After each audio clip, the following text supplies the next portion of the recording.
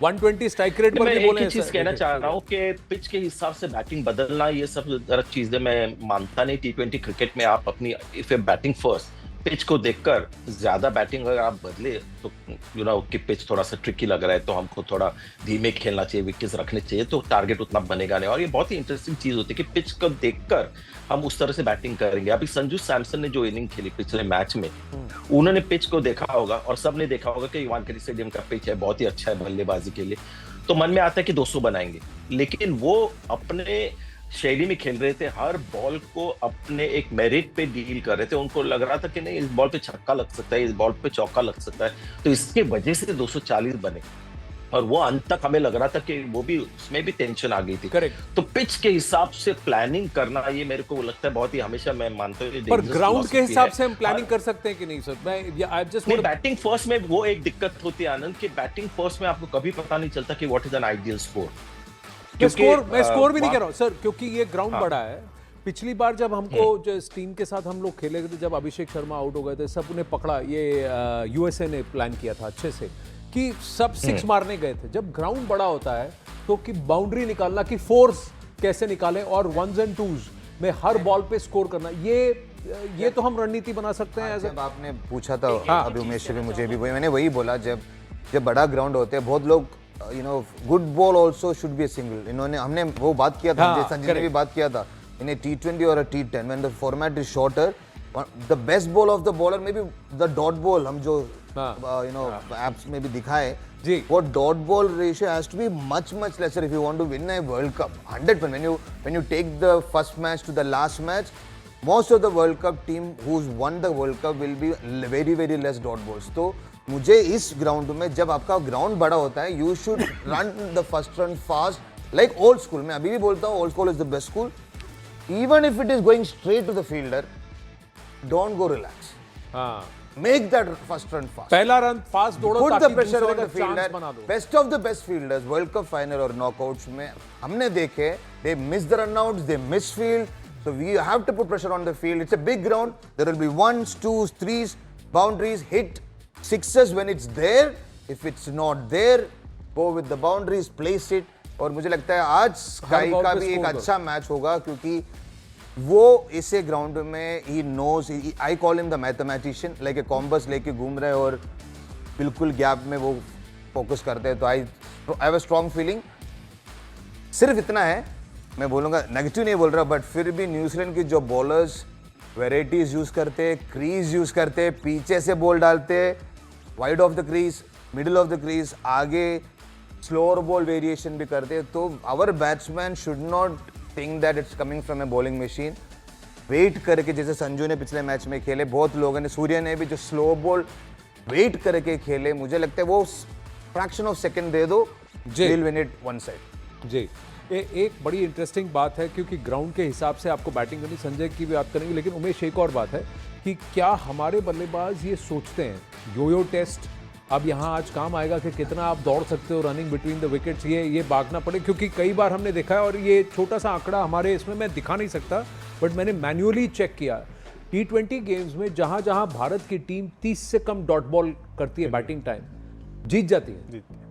They win far more when they have less dot balls. ये India के साथ है, और 200 के पार या 200 के करीब स्कोर तब पहुंचता है जब इनके डॉट बॉल्स कम होते हैं। जी, सो बिल्कुल, मुझे लगता है जिंदगी एक दौड़ ही है, दौड़ तो करते रहनी पड़नी है, और स्पोर्ट्स कोई भी ले लो, भागते रहना बहुत ज़रूरी है आपके लिए। तो वो आपका पता चलता है, आपका स्टेमिना लेवल, आप किस तरह से प्रैक्टिस करते हो, आप सिर्फ आपकी बैटिंग पे काम कर रहे हो कि आपके फिटनेस पे भी काम कर रहे हो। तो क्योंकि स्पोर्ट्स में दोनों चीज़ चाहिए।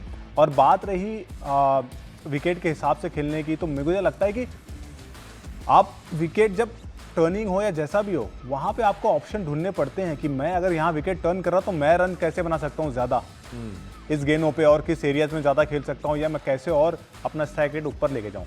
मुझे पता है एज अ बैट्समैन, उनको पता, मुझसे बेटर पता होगा, आई नो, बट मुझे लगता है कि आप जब तक ऑप्शन नहीं ढूंढेंगे, क्योंकि एज अ बॉलर हम भी ऑप्शन ढूंढते हैं जब विकेट स्लो होता है या बॉल नहीं फंस रहा है, अगर स्किट हो रहा है, तो हम भी ऑप्शन ढूंढते हैं। तो वैसे बैट्समैन को भी करना चाहिए कि मुझे, आपको ऑप्शन पता होना चाहिए कि अगर विकेट ऐसा है तो मुझे कैसे खेलना है। संजय सर, रौनक है, मैं अभिषेक शर्मा के लिए क्या स्ट्रैटेजी होना चाहिए, ऑफ स्पिन को कैसे खेलना है आज के टाइम पे, वो, और अगर because Abhishek according to Monty Abhishek आज नहीं खेलने वाले हैं।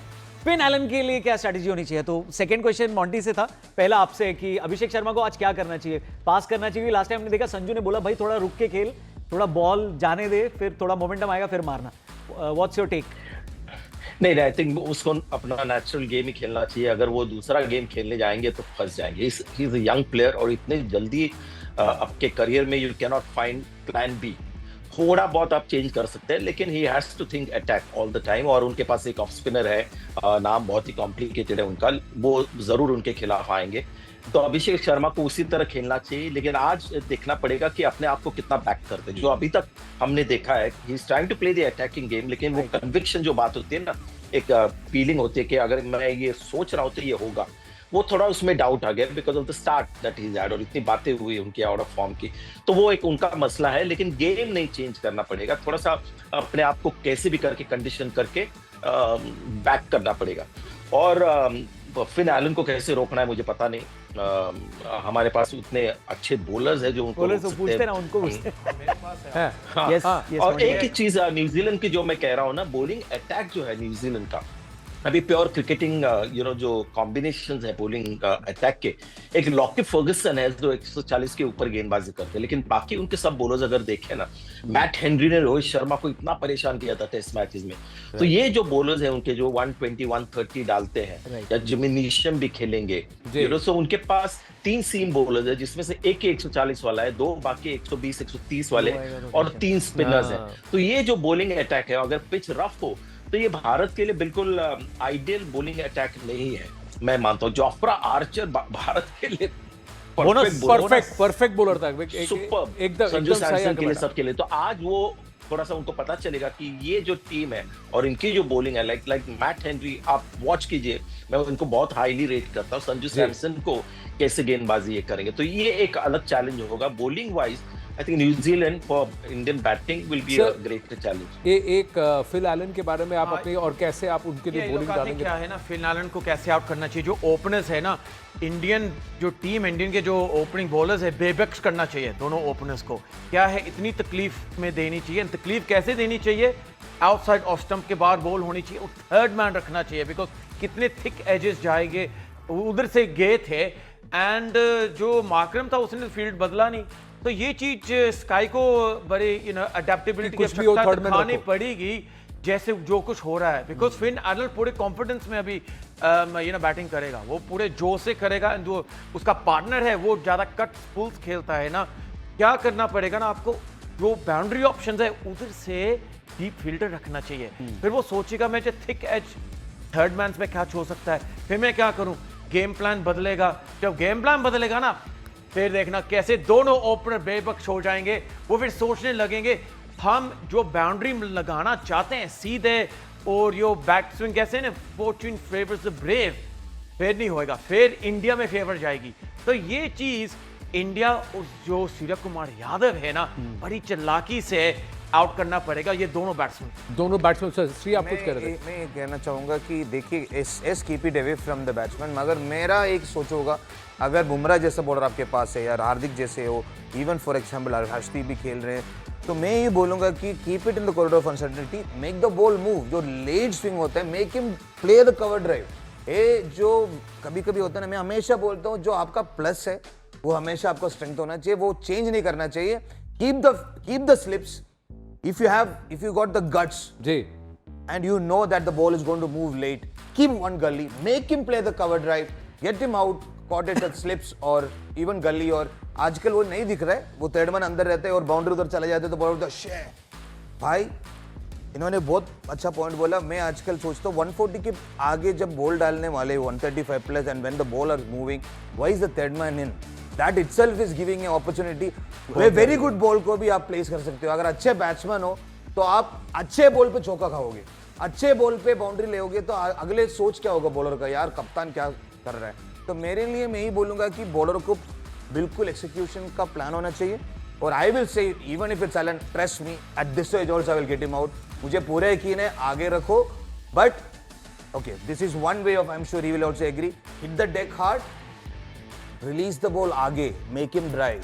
तो संजय जी ने भी यही बोला कि जब आपके पास 140 प्लस पेस है, एक ही पेस में डालते ना मत रहो। And one more thing, it's not attack is the form of defence, but एक और चीज है जो सचिन भाजी बोलते थे, कभी कभी जो प्लेयर को जो खेलते रहने का आदत है ना, उसको नॉन स्ट्राइक में रखो, उसको सिंगल दो, उसको इरिटेट करो कि वो बल्लेबाज के उधर से रन ना आए तो उनको लगता है कि यार उसको फ्रस्ट्रेट मैं ही हूँ, वो वाला फील हो जाता है।